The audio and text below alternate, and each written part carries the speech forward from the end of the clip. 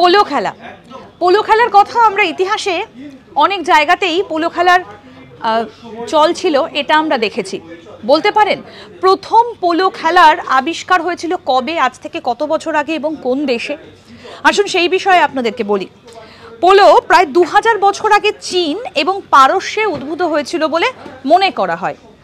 তবে এই যে গেমটা, তার নামটা সম্ভবত তিব্বতের বাল্টি ভাষায় ফলো শব্দ থেকে এসেছে, যার অর্থ হলো বল বা বল গেম।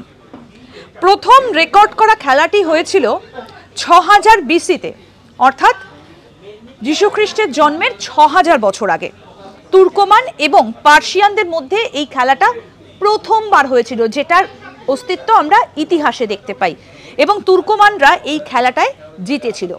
তবে আধুনিক পোলো খেলার জন্ম হয়েছিল আজ থেকে 2000 বছর আগে।